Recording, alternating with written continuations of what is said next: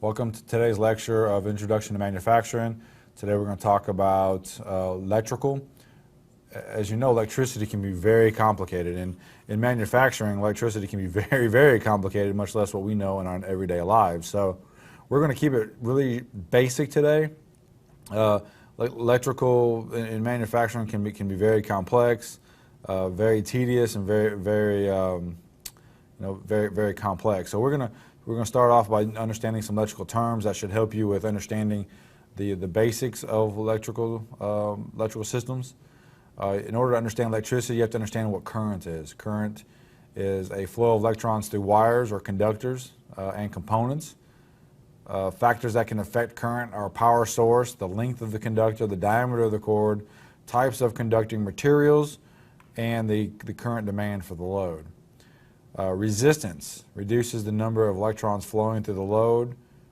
Factors that can affect the resistance are length of the conductor, diameter of the conductor, temperature of the material, physical damage to the material, and the type of material used. Static electricity, just to understand that the basics of static electricity, especially when it starts coming to safety around electricity. Static electricity is usually created when materials are pulled apart or rubbed together, causing a positive charges to collect on one material and a negative on the other. We've all seen static electricity when we were children. Rub your hand on someone's head and then shock them. All you're doing is by the rubbing action, you're creating a positive charge on one side and negative on the other. If you look at the video that goes along with this, we have an electrical trainer. We talk about a little bit about Ohm's law in that, as well as we run a parallel and a series circuit so that you can actually see resistance. We run it through a couple light bulbs so that you can actually see the visual effect of what resistance does. You can actually see Ohm's law work, visually see it work by the reduction of the light bulb, how bright it is and how not bright it is, utilizing certain types of resistance. So take a look at that video. I think it'll enhance your electrical knowledge. Ohm's law. Ohm's law is a relationship, not only is it an equation, E equals I times R, but it's a relationship between the following: voltage, or the electromotive force, or E as some people call it, or E is in the part of the equation, which are known in volts. Then you have current. I of the equation, they're in amps. That's the type of units that are involved, they're amps. And then resistance, R of the equation, and they're in ohms. So hence creating the Ohm's law. The basic circuit is an unbroken, uninterrupted path which begins and ends at the same location. Electrical circuits are three different types. You have a series, you have a parallel, and even a short circuit. Series circuits contains one or more components connected in a circuit with one current path. A good example of that would probably be there at your house. You have one circuit that runs, maybe serves your kitchen and maybe your dining room, and what it does is it runs just your lights. So it runs from your fuse box where it starts, it runs through a series of 8 to 10 lights, and then it returns back to your fuse box, creating that circuit. Now yes, you may have a switch or two in there that are going to turn on and break that circuit, but a series circuit is a component that may contain all that. Series voltage. Series voltage divided across each load. Has a set amount or volts dropped is determined by each load resistance times the total current in the circuit. And the current is the same everywhere. So if you did some test of a series voltage, you will realize that it is divided across each load. So if you have 8 lights, it's divided across each of those loads or each of those lights. The voltage drop is determined by the resistance of each one of those times the current, and then the current is going to be the same. No matter where you checked along that series, the current will be the same. Resistance in a circuit, series circuit, whereas total resistance is the sum of all the resistors. And we say in resistors, we're talking about loads. So in the case of there at your house, you may have 10 lights on, and so it's the sum of each one of those resistance, or what are the voltages used by those lights. You add them up, and that's the total resistance. It increases when loads are added. So if I had 10 Say if I had 8 lights now and I want to add 2 more, that my total resistance is going to add by 2 more different lights, whatever that resistance of each one of them, and it decreases when loads are removed. So I go up to 10, remove 2, come back to 8, therefore my resistance went up and then went down accordingly. Continuing on with terms, we went from series circuits to parallel circuits. Parallel circuits contain 2 or more components connected with more than one path.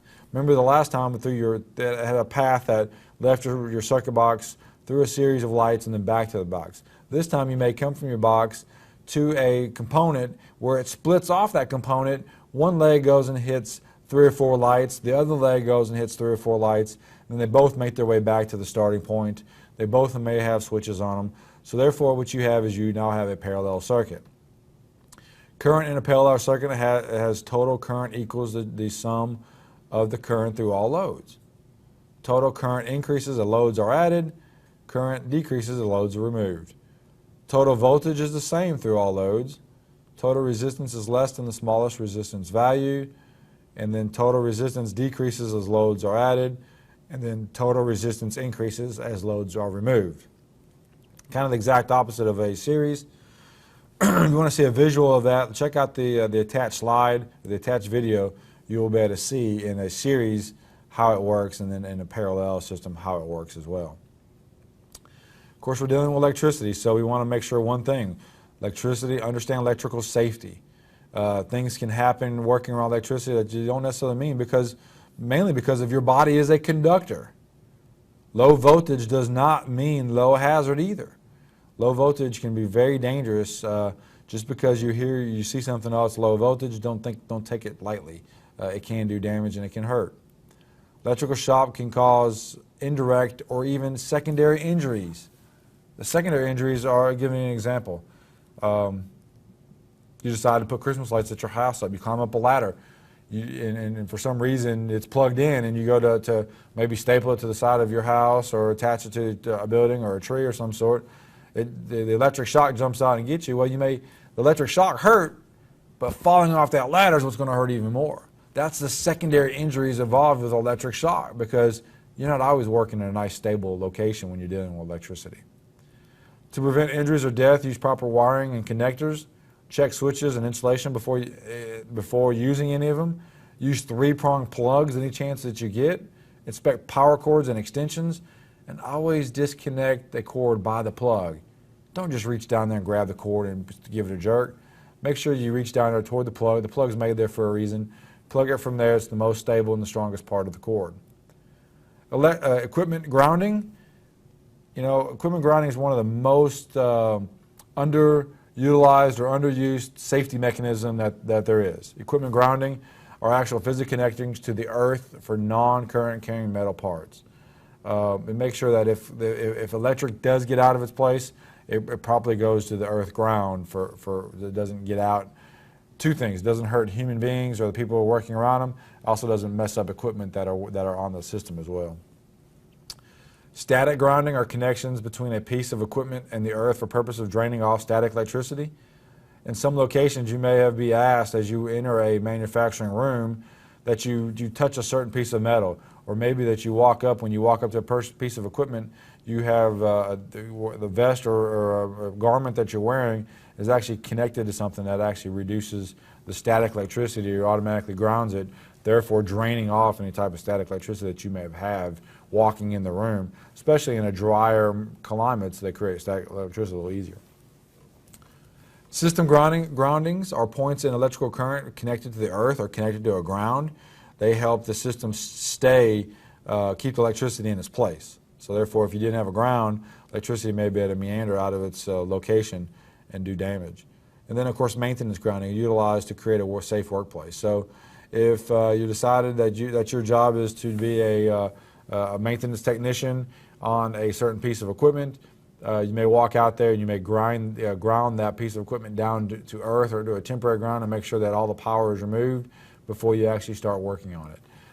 Electrical safety is very important. It's important probably in everyday life, but even more so when you start dealing with manufacturing settings. The electrical quantities start to increase greater and greater amounts operating different types of equipment such as robots and different types of equipment. So you want to make sure that you stay safe on it. I think if you, by understanding some of these very basic principle rules of electricity, it'll do you well. Mainly it'll get you through the quiz at the end. So good luck, and see you in the next